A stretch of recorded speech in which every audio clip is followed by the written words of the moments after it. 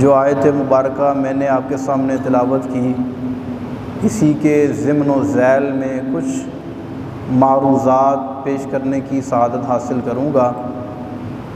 ہمارے نبی پاک صلی اللہ علیہ وسلم نے اپنی 63 سالہ زندگی میں جو اللہ تبارک و تعالی نے ان کے ذمے کام لگایا، آپ نے اس کو بدرجہ اتم پورا کیا، اور جس طرح اللہ کا حکم تھا اس کے مطابق آپ نے اللہ کا پیغام امت تک پہنچایا۔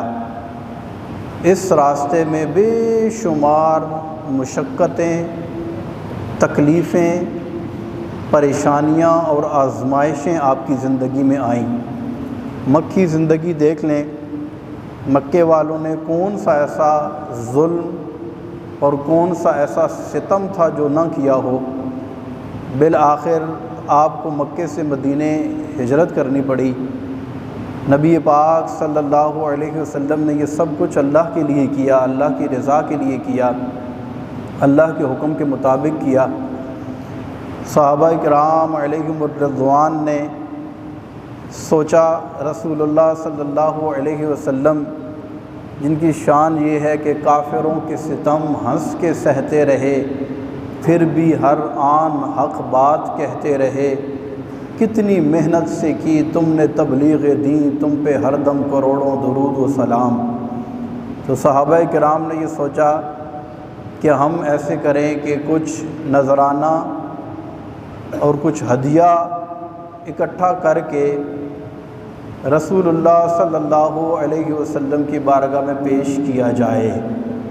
تو صحابہ کرام بارگاہ اقدس میں حاضر ہوئے، آپ کے چچا حضرت عباس رضی اللہ تعالی عنہ کو اپنا نمائندہ مقرر کیا، اور کچھ ہدیہ لے کر جب حاضر ہوئے تو رسول اللہ صلی اللہ علیہ وسلم نے خاموشی اختیار فرمائی۔ تو اس موقع پر اللہ تبارک و تعالی نے یہ قرآن پاک کی آیت مبارکہ نازل فرمائی، جس نے فرمایا قل اے محبوب تم فرما دو لا اسألکم علیہ اجرا، مجھے کسی طرح کے اجر کی ضرورت نہیں، میں کسی طرح کے اجر، کسی طرح کے معاوضے کا تم سے سوال نہیں کرتا۔ ہاں الا المودۃ فی القربى، یہ ہے کہ تم اگر کچھ کرنا چاہتے ہو تو میری اہل بیت سے محبت کرنا۔ سوال یہ پیدا ہوتا ہے کہ جب کچھ بھی نہیں لینا چاہ رہے تھے تو پھر اہل بیت کی محبت کا کیوں کہا؟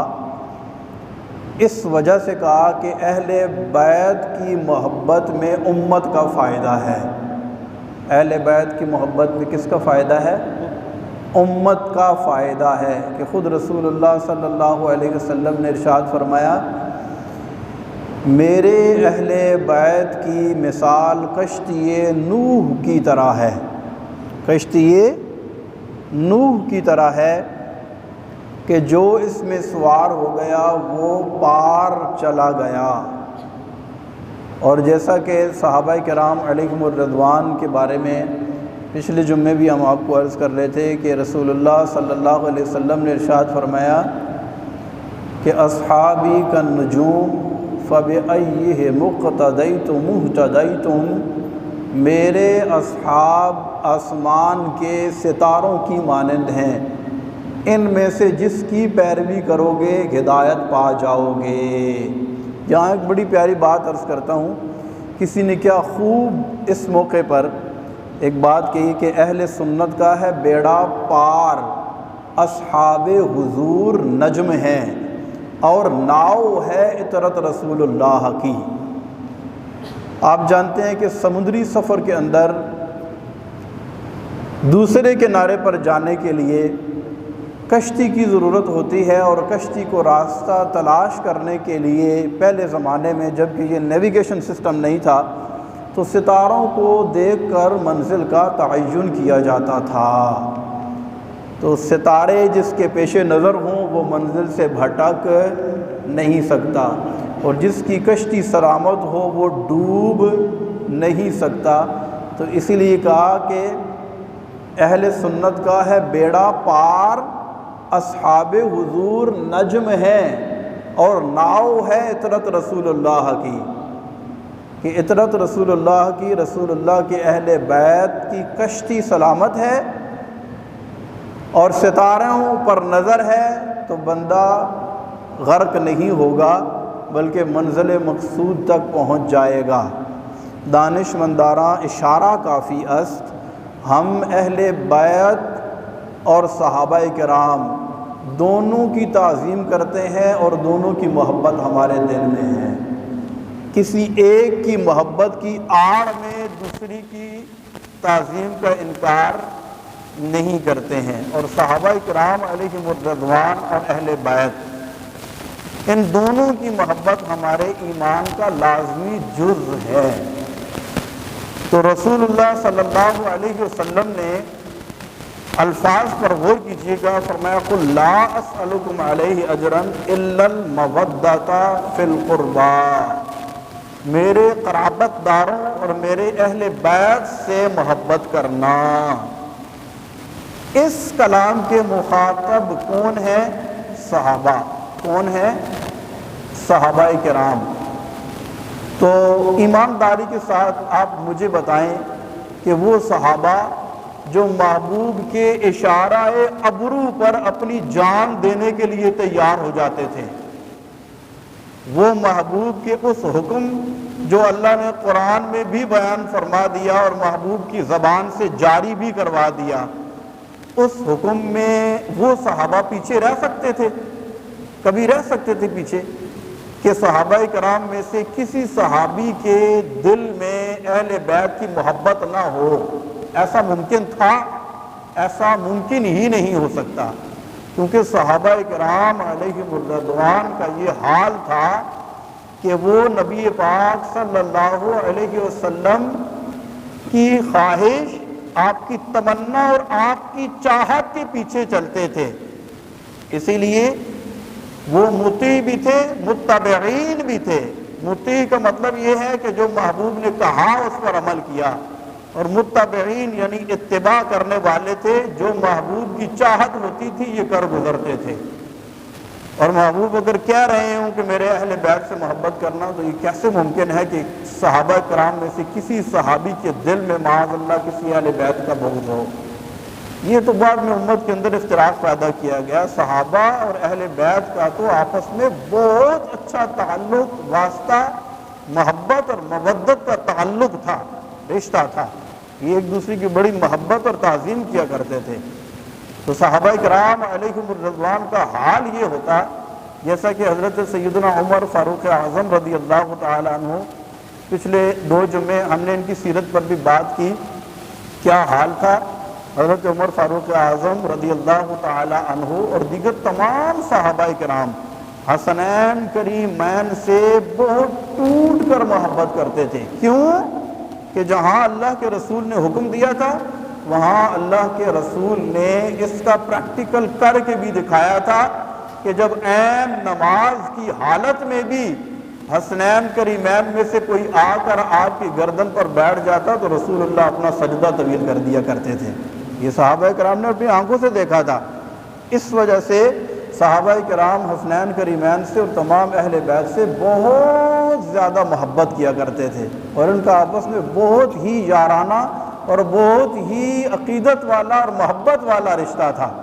حضرت سیدنا عمر فاروق اعظم رضی اللہ مدائن فتح ہوا، مال غنیمت جوں ایسے پڑا ہے، مال غنیمت تقسیم کرنے کے لیے حضرت امام حسن رضی اللہ تعالیٰ عنہ تشریف لائے، عرض کی یا امیر المومنین ہمارے ذمے جو اللہ کی طرف سے آپ پر حق ہے ہمیں عطا کیجئے۔ فرمانے لگے مرحبا شہزادے، 1000 دینار یا 1000 درہم آپ نے شہزادوں کو عطا فرما دیے۔ اس کے بعد حضرت امام حسین آئے، انہوں نے بھی یہی بات کی، ان کو بھی 1000 درہم دے دیے۔ اس کے بعد آپ کے بیٹے حضرت عبداللہ ابن عمر رضی اللہ تعالیٰ عنہ آئے، انہوں نے بھی اسی انداز سے سوال کیا، ان کو بھی مرحبا کہا، لیکن 500 درہم ان کو عطا کیے۔ قربان جائیں صحابہ کرام علیہم الرضوان کے، ہمارے اوپر ان کا بہت بڑا احسان ہے۔ ایک ایک صحابی کا عمل، ان کا سوال کرنا، ان کا پوچھنا، یہ ہمارے لیے مشعل راہ ہے۔ حضرت عبداللہ بن عمر رضی اللہ تعالیٰ عنہ خاموشی اختیار کر لیتے پھر بھی کوئی حرج نہیں تھی، لیکن ایک سوال کر کے امت کا بہت بڑا مسئلہ حل کر دیا۔ عرض کی، یا امیر المومنین، میں احد و بدر کے اندر تلوار ہاتھ میں تھام کر جہاد کرنے والا، جبکہ اس دور میں حسنین کریمین تو بچے تھے، مدینے کی گلیوں میں کھیلتے تھے، انہیں ہزار ہزار درہم دے رہے ہیں اور مجھے 500۔ حضرت سیدنا فاروق اعظم امیر المومنین رضی اللہ تعالیٰ عنہ نے جو جواب دیا وہ ہمارے پلے سے باندھنے کے قابل ہے۔ ارشاد فرمایا، عبداللہ، کیا تیرے باپ کا نام علی ہے؟ کیا تیری ماں کا نام فاطمہ ہے؟ کیا تیرے نانے کا نام محمد ہے صلی اللہ علیہ وسلم؟ کیا تیری نانی خدیجہ ہے؟ اور اگر تیرے خاندان میں ایسی مقدس ہستیاں ہیں پھر تو بتا، میں بھی تجھے بھی 1000 درہم دے دیتا ہوں، جن کو میں نے 1000 دیا ہے وہ تو اہل بیت کے چشم و چراغ ہیں۔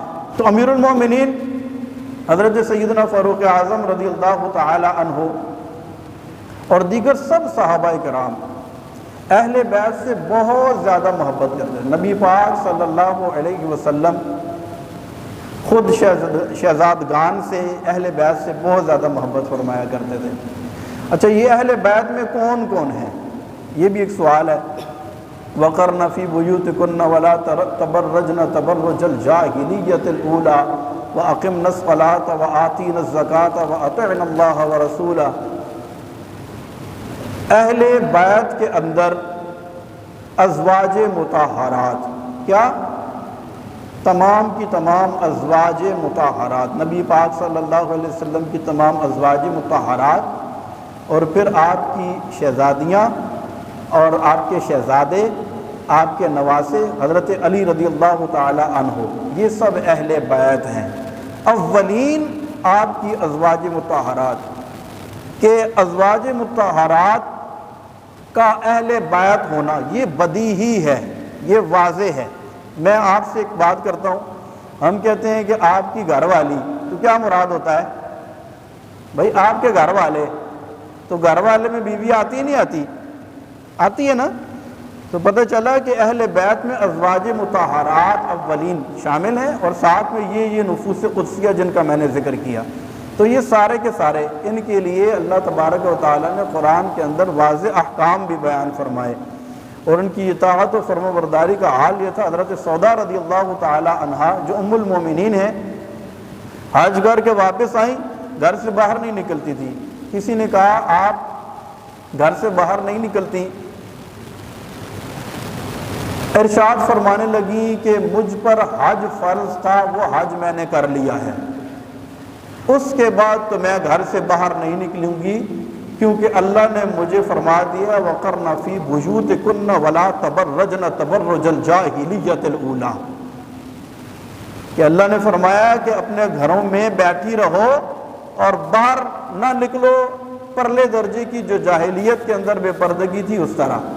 تو اب تو میرے رب کا مجھے حکم ہے، لہذا میں ساری زندگی اپنے گھر سے باہر نہیں نکلوں گی۔ تو اہل بیت رسول اللہ صلی اللہ علیہ وسلم نے حسنین کریمین کے بارے میں، حضرت اسامہ بن زید رضی اللہ تعالیٰ عنہ، ایک مرتبہ آدھی رات کا وقت ہے، دل میں کوئی حاجت ہے، رسول اللہ صلی اللہ علیہ وسلم کی بارگاہ میں حاضر ہوتے ہیں۔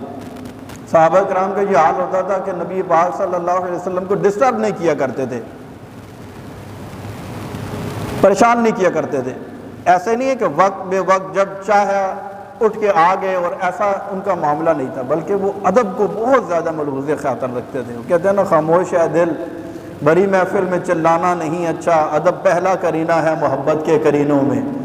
تو یہ ادب جو ہے، ادب، یہ صحابہ کرام اس میں کمال درجے کی انہوں نے مثال پیش کی۔ حضرت اسامہ بن زید لیکن کبھی بہت ہی ناگزیر حالات ہوتے تو آ بھی جایا کرتے تھے بارگاہ رسالت میں، کوئی کام ان کو پڑا، آگے رات کا وقت ہے، اور صحابہ کرام کا یہ ایک انداز ہوتا تھا کہ وہ نبی پاک صلی اللہ علیہ وسلم کے دروازے پر دستک نہیں دیتے تھے، دروازہ کھٹکھٹاتے نہیں تھے، اور کبھی بہت ہی زیادہ مجبوری ہو امام بخاری رحمۃ اللہ تعالی نے الادب المفرد کے اندر یہ لکھا کہ وہ کیا کرتے تھے، تکرہ ابواب النبی صلی اللہ علیہ وسلم بالاظافر، کہ اگر بہت ہی ضروری کوئی ایمرجنسی ہوتی تو وہ اپنے انگلیوں کے پوروں یا اپنی انگلیوں کے ناخنوں سے دستک دیا کرتے تھے،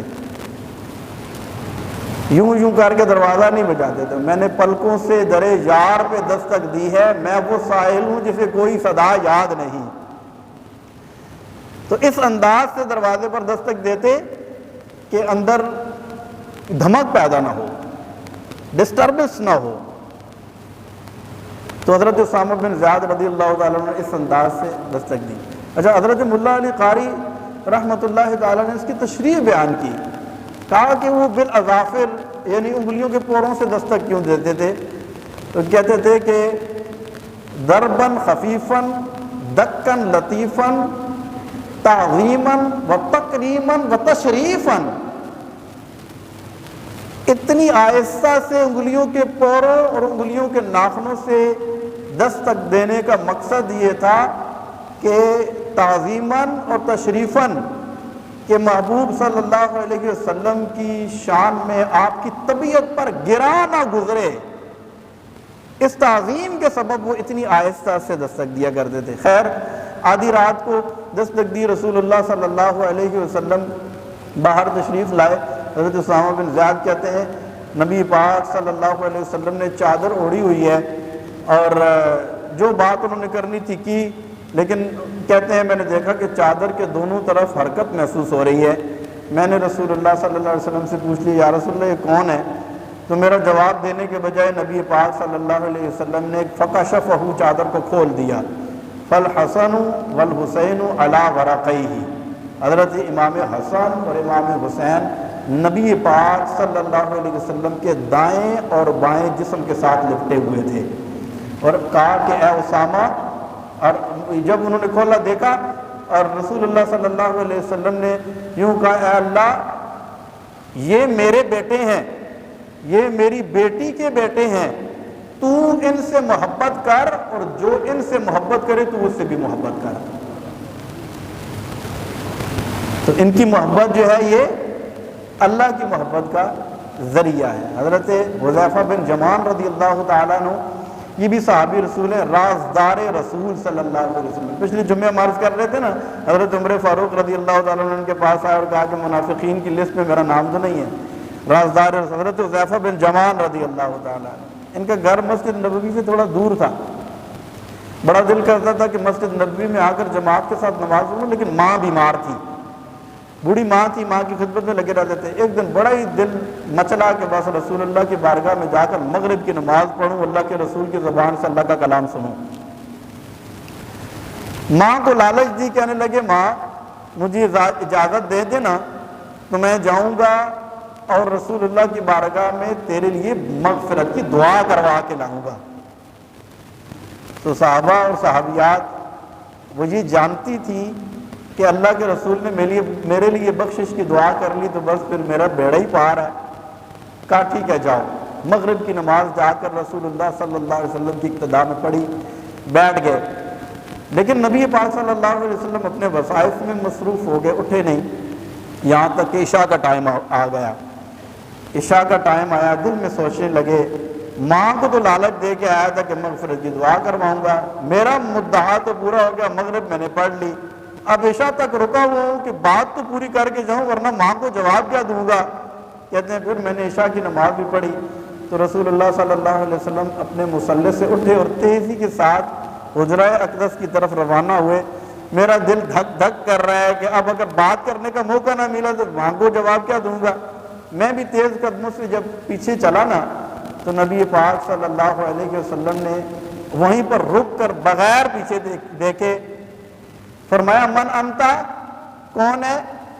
پھر خود ہی جواب ارشاد فرمانے لگے حذیفہ تھا، حذیفہ ہو؟ کہنے لگے میں نے عرض کی یا رسول اللہ ہاں میں حذیفہ ہوں۔ تو رسول اللہ صلی اللہ علیہ وسلم نے ارشاد فرمایا ما حاجتک یا حذیفہ غفر اللہ لک ولأمک، اے حذیفہ اللہ تجھے بھی بخشے تیری ماں کو بھی بخشے، بتا کیوں آیا ہے؟ تو مقصد تو ایک جنبش لب سے پورا ہو گیا. کیا حذیفہ آیا کیوں ہے؟ اور دعا تو دے دی، تیری ماں کی بھی بخشش ہو، تیری بھی بخشش ہو. حذیفہ کہتے ہیں مجھے تو ابھی سوال ہی ختم ہو گیا، جس سوال کے لیے آیا تو سوال تو حل ہو گیا. کبھی ایسا نہ ہوا ان کے کرم کے صدقے ہاتھ کے پھیلنے سے پہلے نہ بھیک آئی ہو. تو رسول اللہ صلی اللہ علیہ وسلم نے خود ہی ارشاد فرمایا، حذیفہ آج میرے پاس ایک فرشتہ آیا ہے جو اس سے پہلے کبھی بھی نہیں آیا تھا، اور وہ میرے پاس آ کر مجھے کہتا ہے کہ یا رسول اللہ صلی اللہ علیہ وسلم، آپ کے بیٹے، آپ کے نواسے حسن اور حسین یہ جنتی نوجوانوں کے سردار ہیں، جنتی نوجوانوں کے سیدہ شباب اہل الجنہ، یہ جنتی نوجوانوں کے سردار ہیں، اور ان کی ماں فاطمہ جنتی عورتوں کی سردار ہے. تو حسنین کریمین جنتی نوجوانوں کے سردار، اور حضرت بی بی فاطمہ خاتون جنت، حضرت فاطمہ تو زہرا طیبہ طاہرہ عابدہ زاہدہ رضی اللہ تعالی عنہا، یہ جنتی عورتوں کی سردار ہیں. تو ان کی محبت یہ ہمارے ایمان کا حصہ ہے. ان کی محبت کے بغیر ہمارا چارہ نہیں ہے، اور ان کی محبت ہماری فطرت بھی ہے کہ جن کی رگوں میں رسول اللہ کا خون ہو. مدینہ شریف سے کوئی آتا ہے نا حج کر کے عمرہ کر کے واپس آتا ہے، تو وہ کیا کرتا ہے؟ کھجوریں پیش کرتا ہے، آب زمزم دیتا ہے. اچھا، باقی کھجوروں اور ان کھجوروں کے اندر کیا فرق ہے؟ یہاں سے آپ مہنگی سے مہنگی کھجور لیتے ہیں نا، کھاتے ہیں تو گٹھلی کیا کرتے ہیں؟ مدینے سے کھجور آتی ہے تو گٹھلی پھینکتے نہیں ہیں، کہتے ہیں یار رکھ دو، مدینے کی کھجور ہیں. ایسا ہے نہیں. کیوں؟ اس وجہ سے کہ اس کھجور کو محبوب سے نسبت ہے. تو مدینے سے آئی ہوئی کھجور کی گٹھلی ہم پھینکتے نہیں ہیں کہ یہ کہاں سے آئی ہے؟ مدینے سے. اور جس کی رگوں میں مدینے والے کا خون ہو اس کی تعظیم کیسے ہم نہیں کریں گے؟ تو اللہ تبارک و تعالیٰ کی ان پر کروڑ ہاں کروڑ رحمتیں ہوں. محرم کا مہینہ 10 محرم الحرام کو شہدائے کربلا کی یاد منائی جاتی ہے، منانی بھی چاہیے، ان کی سیرت بھی اپنانی چاہیے، اور ان کی محبت کے تذکرے بھی کرنے چاہیے. اللہ تبارک و تعالیٰ انہی کی محبت میں ہمیں زندہ رکھے اور اسی پر ہمیں موت عطا فرمائے. ایک اور بات بھی میں نے آپ سے شیئر کرنی تھی، بہت ضروری. آج کل موسم ہے درخت لگانے کا. کس چیز کا موسم ہے؟ شجر کاری کا. اور آگے 14 اگست بھی آ رہی ہے، جشن آزادی کی بھی بہاریں ہیں. ہم الحمدللہ آزاد ملک میں سانس لے رہے ہیں، یہ اللہ کا بہت کرم ہے. اور ہم نے اس ملک کو سرسبز و شاداب بنانا ہے. درخت کی کمی کی وجہ سے گلوبل وارمنگ اور اس طرح ماحولیاتی آلودگی کی سبب کتنے مسائل روز بروز بڑھ رہے ہیں. آپ پڑھے لکھے لوگ ہیں، آپ اس بات کو سمجھ سکتے ہیں. اس چیز کو ریڈیوس کیا جا سکتا ہے، اس چیز کو کنٹرول کیا جا سکتا ہے اگر ہم سب کردار ادا کریں. تو سب کریں گے نا انشاءاللہ، سارے کردار ادا کریں گے. ہمارا وطن ہمیں ہماری جان سے زیادہ پیارا ہے. اس کی فلاح و بہبود کے لیے اگر ہمیں ایک پودا لگانا پڑتا ہے تو یہ سودا گھاٹے کا نہیں ہے.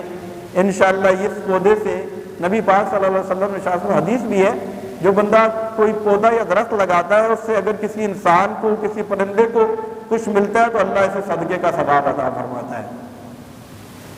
اور اس وقت جو ہے یہ شجر کاری کے دن ہے. تمام حضرات جتنے یہاں پر، ہمارا گمان ہے کہ یہاں ہزاروں کی تعداد میں لوگ ہمیں سنتے ہیں، تو ہم سب کی سے یہ گزارش کریں گے، یہ ریکویسٹ کریں گے انفرادی طور پر، آپ بھی، آپ کے بچے بھی، آپ کے گھر والے بھی، آپ کم از کم ایک درخت اپنے ہاتھوں سے ضرور لگائیں. سب لگائیں گے انشاءاللہ، سارے نیت کر لیں یار، سب لگائیں انشاءاللہ، ہزاروں درخت لگ جائیں گے. کل انشاءاللہ 11 بجے، کل 11 بجے P S O petrol pump کے بالکل سامنے، پچھلے سال کی طرح، آپ کو یاد ہوگا پچھلے سال ہم نے یہاں سامنے 200 پودے لگائے تھے. کتنے؟ 200 پودے ہم نے لگائے تھے. اور یہ ایک بڑی خوشائن بات ہے کہ اس میں تقریباً 90% جو پودے ہیں وہ سروائیو کر گئے ہیں. اس کے لیے ہم بحریہ مینجمنٹ کا بہت شکریہ ادا کرتے ہیں، انہوں نے بڑی کیئر کی، وقت پر ان کو پانی دیا اور ان کی دیکھ بھال کی کہ 90% پودے، یہ نہیں ہے کہ پودا لگایا تصویر کھنچائی فیس بک پہ وائرل کی اور بس رات گئی بات کی، ایسی بات نہیں ہے، بلکہ ہم نے کیا کرنا ہے، پودا بھی لگانا ہے اور اس کو کیا کرنا ہے، درخت بنانا ہے۔ اپنے سین میں لگائیں، اپنے گھر میں لگائیں، جہاں بھی لگائیں، پودا لگائیں، اس کی کیئر کریں مشن کے تحت کہ اس کو ہم نے پورا درخت بنانا ہے۔ تو کل 11 بجے ہم تمام احباب کو دعوت بھی دیتے ہیں، آپ آئیں، تقریباً 200-250 پودے ہم نے ارینجمنٹ بھی کیے ہیں۔ اس میں بھی بحریہ مینجمنٹ اور FGRF کے مشترکہ کوشش سے یہ شجرکاری مہم ہو رہی ہے۔ کل PSO petrol pump overseas PSO petrol pump کے بالمقابل یہ شجرکاری مہم ہوگی۔ آپ آئیں، اپنے ہاتھوں سے اپنا پودا بھی لگائیں۔ اس کے علاوہ بھی ہم سب لوگ نیت کریں کہ انشاءاللہ اس سیزن میں ہم کم از کم ہمارے بچے ایک پودا انشاءاللہ ضرور لگائیں گے نا سب۔ اللہ تبارک و تعالی ہم سب کو توفیق عطا فرمائے، آمین بجاہ النبی